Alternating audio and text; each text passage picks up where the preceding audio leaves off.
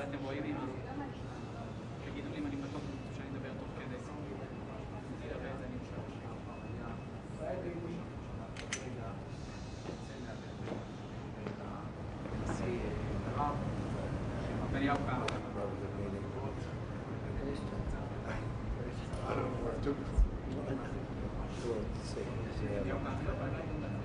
Does anybody recognize this man? Not too many people. They've been very fair, actually, for the last 3 days. President Trump, are you going to have a green light for another attack in Iran?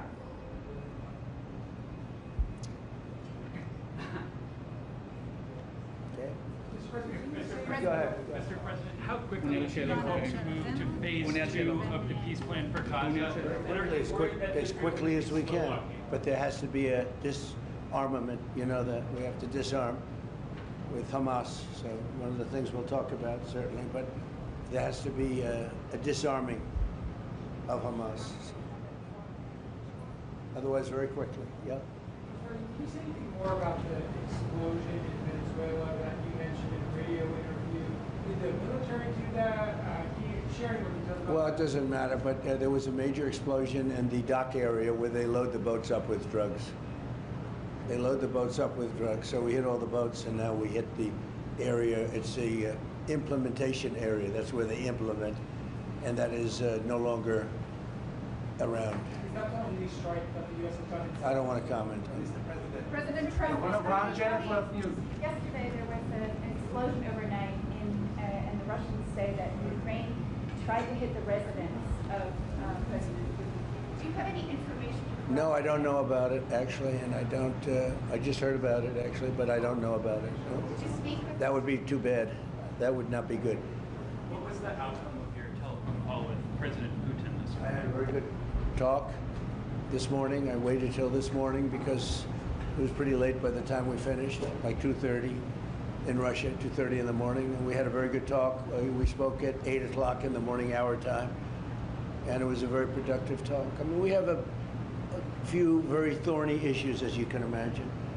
He knows about thorny issues probably better than anybody in the world, but it's working out.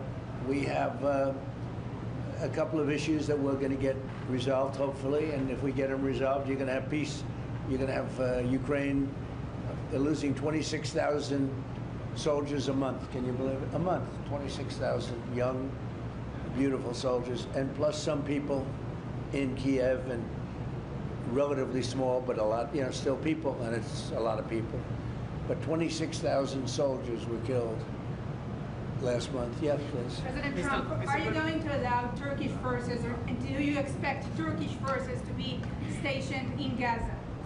So I have a great relationship with President Erdogan, and we'll be talking about it. And if it's good, I think that's good. And a lot will be having to do with Bibi. We're going to be talking about that. But Turkey's been great, and he's been, you know, excellent as far as I'm concerned. I don't know about you. To me, he's been very good. Can you guarantee that? Sure. Yes.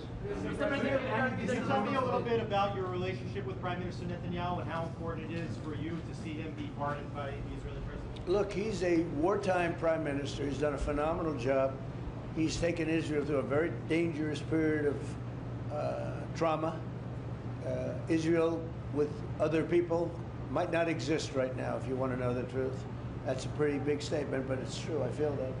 You had the wrong prime minister. Israel right now would not exist because they were met with a force the likes of which very few countries could have handled. And we worked together, and we were extremely victorious, to put it mildly. Now I hear that Iran is trying to build up again, and if they are, we're going to have to knock them down. We'll knock them down. We'll knock the hell out of them. But hopefully that's not happening.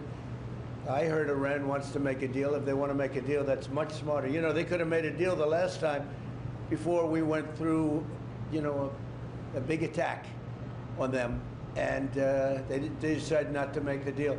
They wish they made that deal. So I think, again, they should make a deal. They want to make a deal, but sometimes that doesn't happen. Yeah, please. Mr. Trump, hi, Nadav Elimelech, 24 News Israel. Would you support the overthrow of the Iranian regime?